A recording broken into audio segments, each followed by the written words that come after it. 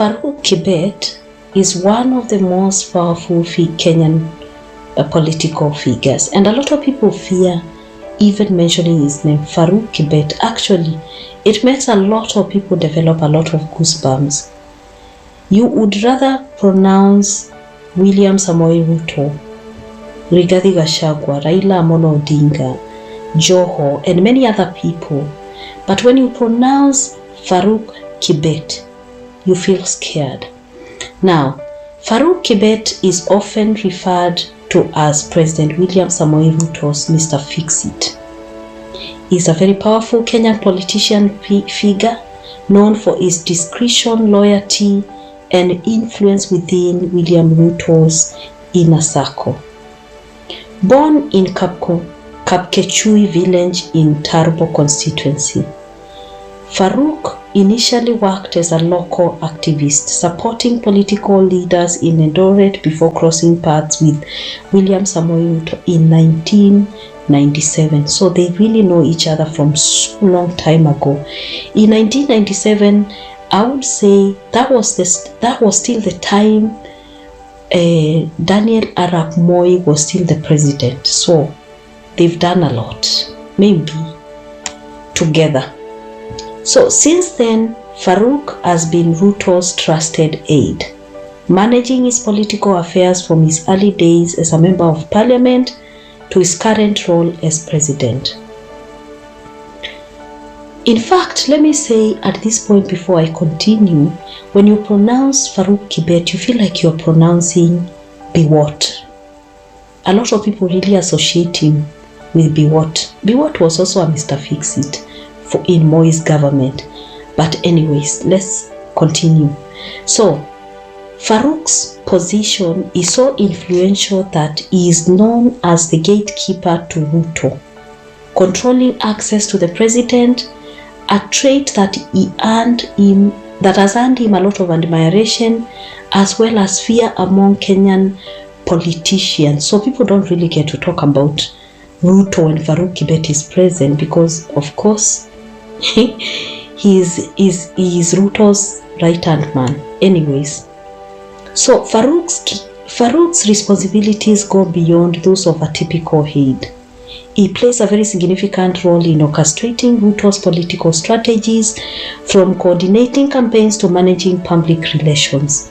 His power within Ruto's administration has led him to be dubbed the small president, as senior officials and politicians have to seek his approval before interacting with Ruto.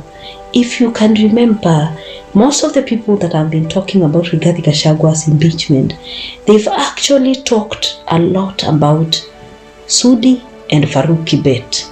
Anyways, we'll talk about Sudi another day. But for now, let's talk about Farouk Kibet. So, the way he controls access to the president is very, very serious. This control to access the president has even led the Deputy President Rigathi Gachagua to joke that he has to seek Farouk Kibet's permission to meet the president. So he has openly talked about it to the public, which is really interesting, you know.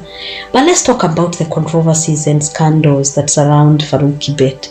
So despite his low public profile, you rarely see Farouk Kibet addressing people in gatherings, you know.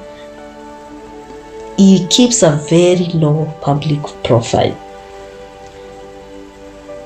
But he has been implicated in a lot of scandals. He was allegedly first and foremost linked to the 2016 National Youth Service scandal, one of the Kenya's largest corruption cases. Though he avoided prosecution, it is something that Kenyans cannot forget about. His name came up in the investigations of 2007-2008 post-election violence, with some accusations suggesting that he was actually involved in mobilizing Ruto supporters during this time. And although Farouk Kibet was acquitted in 2015, fresh investigations into violence have reignited public scrutiny during that time.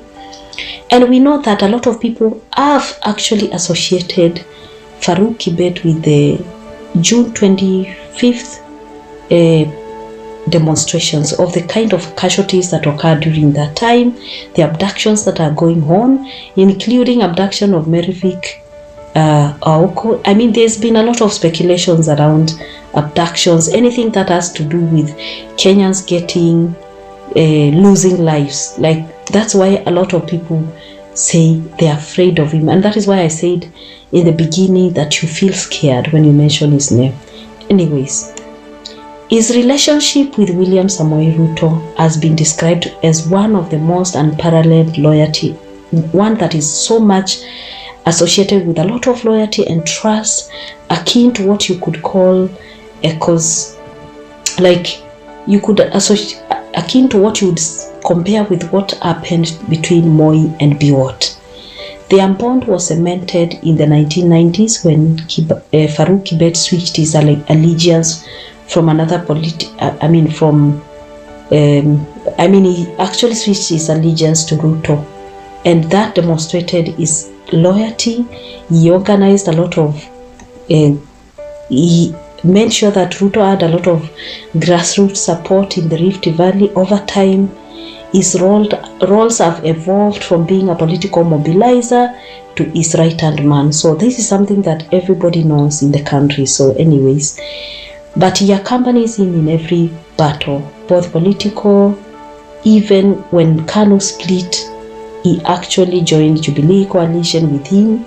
He has never left him. So if we were to compare Biwott and Farouk, we would see that Farouk influence draws comparisons to Nicholas Biwott, the powerful minister and close ally of former President Arap Moi.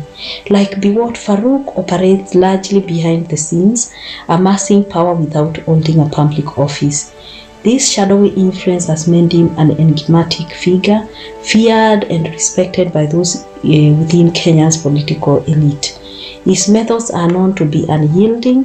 He is rumored to have an aggressive style, and when dealing with Ruto's allies, and he has been accused of physically also intimidating political figures, adding to his fearsome reputation. So the story of Farouk Kibet is one of somebody that is doing political survival, loyalty. He's trying to be very strategic. He's also trying to be very mysterious. But when you mention the name Farouk Kibet, it leaves a very bad taste in lots of Kenyans.